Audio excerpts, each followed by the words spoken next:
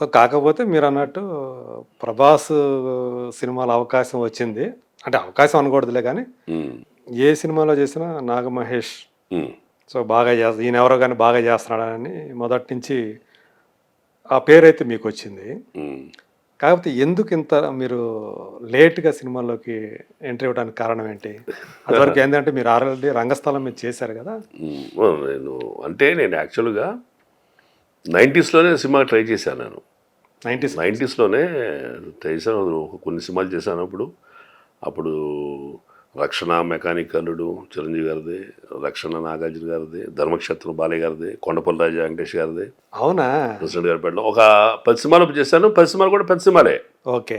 అప్పుడు పెద్ద cinema try చేసాను. చిన్న సినిమాకి ఎప్పుడు ట్రై చేసేవాడిని కాదు. ఓకే. కానీ ఆ స్కోప్ ఉండదని ఫీలింగ్ నాకు. ఓకే. అవన్నీ కూడా మంచి హిట్స్ అవి. నాగార్జున గారిది అయితే 'ప్రెసిడెంట్ గారి పెళ్ళాం', 'రక్షణ', 'వారసుడు' 3 సినిమా వరుసగా చేశా. అవునా? అంటే చిన్న చిన్న నా ఒక్కొక్క సీన్సే. అంతే. Dialogue okay. పరంగా డైలాగ్ ఉండేవి మళ్ళీ. ఓకే. అట్లా చిరంజీవి గారితో ముఠా మెసేజ్ చేశాను. మెకానికల్లో సత్యనారాయణ గారి శారద కాంబినేషన్లో లాయర్గా చేశాను అప్పుడే. ఓకే. ఆ రోజుల్లోనే. ఓకే. ముగ్గురు మునగాళ్ళు కమిట్ అయ్యి కొన్ని సీన్ చేసి తర్వాత వేరే కారణాల వల్ల కుటుంబ కారణాల వల్ల నేను మా అన్నయ్య గారు ఆరోగ్యం బాగోపోవటం, నేను వెనక్కి వెళ్ళిపోవాల్సి రావటం, హ్మ్. సినిమాని వదిలిపెట్టేశాను. ఓకే. అది చిరంజీవి అప్పుడు మారుతి ఆ ఫస్ట్ ఇన్నింగ్స్లో కూడా లాస్ట్ మూవీ చిరంజీవి గారితో కమిట్ అయిన సినిమానే. అవునా? అప్పుడు ఓకే. ఒక సీన్లో నా భుజం మీద చేసుకుని చిరంజీవి గారు మేము ఆ నగ్మా టీం వస్తుంటే అంటే ట్రైనింగ్ ఐపీఎస్లో ఉన్నాము సీన్స్ అవి వాళ్ళు టీచ్ చేసే సీన్స్లో నా భుజాల మీద చేసుకుని చిరంజీవి గారు ఉంటాం. ఓకే. యాక్షన్ చెప్పగా చిరంజీవి గారు ఇటు తిరుగుతాడు, నేను వెనక నేను తిరుగుతాను, నలుగురు అటాకు. అప్పుడు చేశాము. మళ్ళీ రీఎంట్రీ చిరంజీవి గారు దయతోటి మళ్ళీ 'ఖైదీ నంబర్ 150లో. ఓహ్! అంటే ఇప్పుడు అంతకుముందే మీకు చిరంజీవి గారితో మంచి పరిచయం ఉంది. ఓకే. అప్పుడు పరిచయం ఉంది. తర్వాత నేను ఆయన ప్రజారాజ్యం పార్టీ పెట్టినప్పుడు నేను ఆయన అభిమానిగా ఆయనతో పాటు ఆ పార్టీ కార్యక్రమాల్లో ఉండటం, నన్ను పర్సనల్గా కూడా తెలుసుకోవటం ఆయన. ఓకే. నేను అయితే ఎప్పుడు నేను మీతో కలిసి యాక్ట్ చేశానని నేను చెప్పలా. ఆయన గుర్తుండదు అనుకుంటాను నేను. ఓకే. ఆయనకైతే ఇప్పుడు నేను ఓపెన్ చేసి చెప్పలా. సో, ఆల్రెడీ మీతో అంటే కలిసి నేను చేశాను. మళ్ళీ రీఎంట్రీ అవ్వాలని కానీ మళ్ళీ రాజకీయాలు పెట్టి సినిమాకి వెళ్తాడని నాకు తెలియదు కదా అప్పుడు. అట్లా 5-6 ఏళ్ల పాటు నేను పార్టీ కార్యక్రమాల్లో కొంచెం చురుకుగా ఉన్నాను. ఓకే. అక్కడ బాగా అప్పుడు పరిచయం ఆయన అయ్యా. దృష్టిలో పడ్డారు ఆయన. అప్పుడు బాబు దగ్గర పరిచయం అయ్యా నేను. ఓకే. అయిన తర్వాత మళ్ళీ ఆయన సినిమాకి వచ్చిన తర్వాత ఒక్క సీన్లో ఈ సినిమాలో నేను కనిపించాలి, ఆయన పక్కన ఫ్రేమ్లో ఉండాలని వచ్చిన ఆశతోటి వెళ్ళి అడిగా. అవునా? ఆయన్నే అడిగారా? ఆయన అడిగా డైరెక్ట్‌గా. ఓకే. డైరెక్ట్గా చిరంజీవి గారిని వెళ్ళి, ఆ! అన్నయ్య ఆర్టిస్ట్గా ట్రై చేస్తున్నాను, ఈ సినిమాలో చిన్న వేషం ఇవ్వండి, హ్మ్. మీ పక్కన అలా ఒక అప్పుడు కూడా ఇదివరకు మీతో కలిసి చేశాననే సంగతి ఇప్పుడు చెప్పలేదు. చెప్పలేదు సార్ నేను. ఆ! ఇప్పుడు స్టిల్ చెప్పలేదు. ఇప్పటికి తెలియదు ఆయనకి. ఇప్పటికీ తెలియదు ఆయన. ఆయన ఎప్పుడన్నా ఇది మహేష్లా ఉన్నాడని ఆయన అనుకుంటే తప్ప ఆ సినిమా ఆ సీన్‌లు చూసుకొని. ఆ సీన్ చూసినప్పుడు ఎప్పుడన్నా ఇప్పుడు మెకానికల్ చూసారనుకోండి, సత్యనారాయణ గారి శారదా కాంబినేషన్లో చేశారు లాయర్గా డైలాగ్ వేషం. హ్మ్. ఇక్కడ శారదలో చూసాం అప్పుడు. ఓకే. మహేష్ కదా అని అప్పుడు అట్లా ఆశ్చర్యపోవాలని తప్ప నా నోటితో నేను మనం మీతో కలిసి సినిమా చేసా సార్, నేను ఒకప్పుడు ప్రయత్నం చేసా సార్ అని ఎప్పుడు చెప్పలా. ఓకే. ఇప్పుడు చెప్పలా. ఇట్లా అడగటం ఆయనేమో అద్భుతమైన అవకాశాన్ని నాకు అక్షయ పాత్ర లాంటి చిన్న ఒక పాత్ర ఇవ్వటం, పాత్రటం. ఆ! మరి అది చాలా గొప్ప విషయం. చాలా చాలా గొప్ప విషయం. అది ఒక డివైన్ మూమెంట్స్ అనుకుంటా నేను. చిరంజీవి అది కూడా గారు ఇన్స్‌పెక్టర్ వేషమేగా అందులో చేసింది? ఇన్స్పెక్టర్ వేషం. ఇన్స్‌పెక్టర్ వేషం. హ్మ్. ఆయన్ని షర్ట్ పట్టుకుని మెడపెట్టి గెడటం, స్టేషన్లో అవును. హెరాస్ చేయటం, హ్మ్.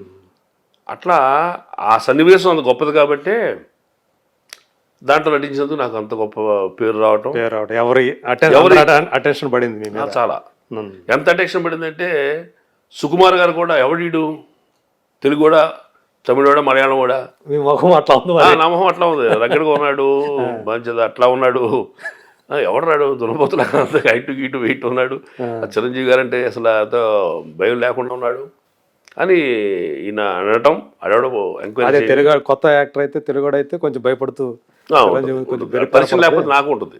హ్మ్.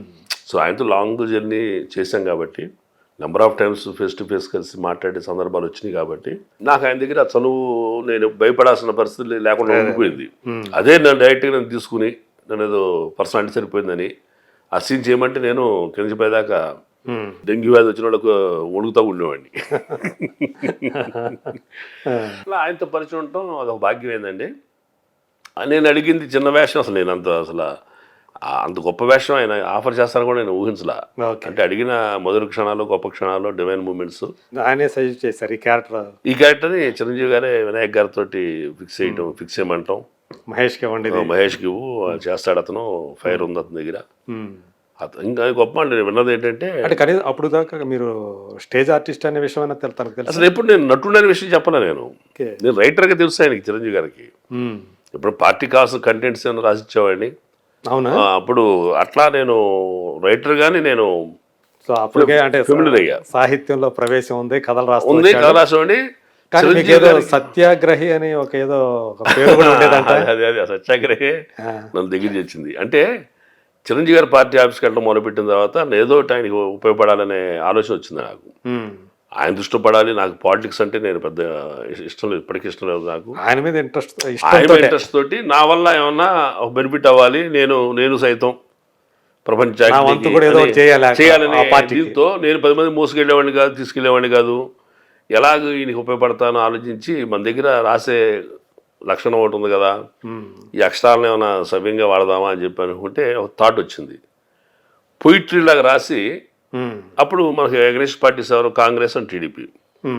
ఈ రెండు పార్టీలు దుర్మార్గమైన పార్టీలు. ప్రజారాజ్యం పార్టీ వస్తేనే మనం బాగుపడతాం అనేది బాడీ లైన్ తీసుకుని ప్రతి పొయిట్రీకి ఆ 15 రోజులు జరిగిన ఈవెంట్స్, మంచి ఈవెంట్స్ మనం ఇచ్చేయటానికి, టాపిక్ రేజ్ చేయటానికి ఉపయోగపడే పాయింట్ తీసుకుని నేను రాసేవాడిని. కాంగ్రెస్ టీడీపీ దుర్మార్గం పార్టీలా అని. ఎందుకంటే మన స్టాండ్ ఏంటి, ప్రజారాజ్యం కదా, అదే మనం తప్ప ఎవరు గొప్పలు కాదు కదా. అవును. అట్లా సత్యం రామలింగరాజు గారి ఇష్యూ జరిగినప్పుడు దాని బొమ్మ బొరుసు అంటే ఎట్టు పెట్టి, నాణ్యానికి బొమ్మ బొరుసు, సత్యం రాజుకి బాబు వయస్సు. ఓకే. రెడ్డి గారి పాలనలో ప్రాజెక్ట్ అన్ని మైటాస్ వశం, అడ్డదారి సంపాదనలో నేతలిద్దరూ పరవశం. మెట్రో రైలైనా, మచిలీపట్నం పోర్ట్ అయినా అది మైటాస్ సొత్తు. అధినేతలు ఎవరున్నా ఆర్డర్లు పట్టడమే అతిపెద్ద గమ్మత్తు. రాజుగారి దక్షిణమేస్తూ రక్షణనిచ్చిన కాసుల కాపరులు, వారి అవినీతి సామ్రాజ్యానికి చట్టరీత్యా వారసులు. ఇట్లాంటి భాషతోటి పోయిట్ 20 లైన్స్ రాసి సత్యాగ్రహని నేను నా పేరు వేసుకోకుండా పెన్ నేమ్ లాగా పెట్టుకున్నా, పెన్ నేమ్లా పెట్టా. అది ఒక 10,000 కాపీలు ప్రింట్ చేయించామండి. మీ డబ్బు అంతే. 10,000 కాపీలు 2,000, ఆ రోజుల్లో 2,000. ఓకే. 2006లో 2007లో 2,000 రూపాయలు బడ్జెట్ దానికి.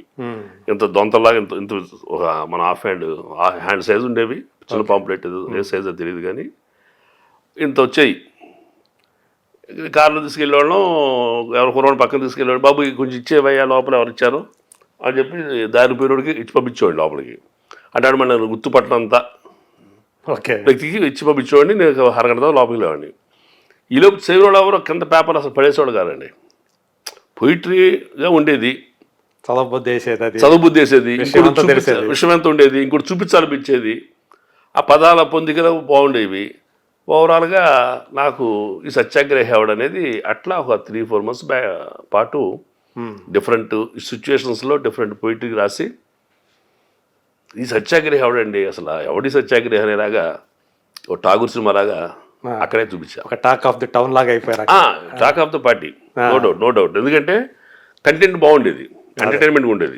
ఎవరో తెలియదు వాళ్ళందరూ కార్యకర్తలు ఎవరు తెలియదు, అసలు ఎవరు తెలియదు అండి. నేను సత్యాగ్రహాన్ని నాతో పాటు వచ్చే నా ఫ్రెండ్స్, నా బాయ్స్ తప్ప ఎవరు తెలియదు అసలు. అట్లా నేను 3-4 months పాటు అందరూ నా పాంప్లెట్స్, సత్యాగ్రహి పాంప్లెట్స్ చిరంజీవి గారి టేబుల్ మీద ఉన్నాయి, పవన్ కళ్యాణ్ గారి టేబుల్ మీద ఉన్నాయి.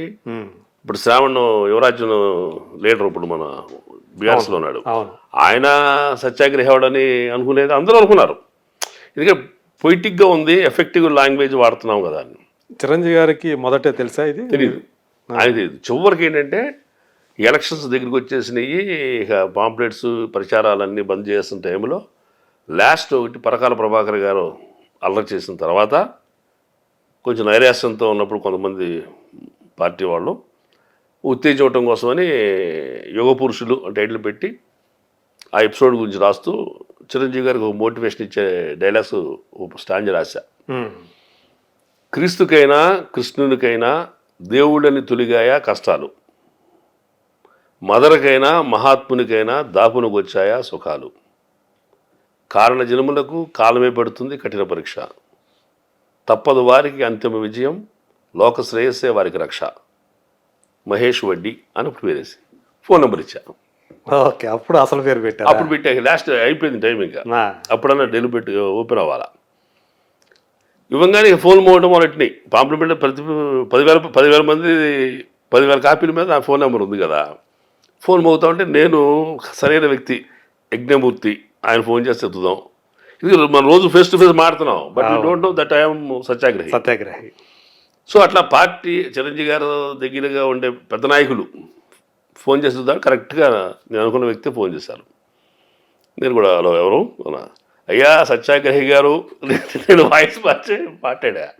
సత్యాగ్రహి గారు 3 నెలలుగా మీరు అజ్ఞాతంగా ఉండి ఎంతో సేవ చేశారు, మీరు ఎవరో చూడాలనుకుంటున్నాము, ఒకసారి మీరు దర్శన భాగ్యం కలగ చేస్తారా అంటే వస్తారండి అని వెళ్ళా.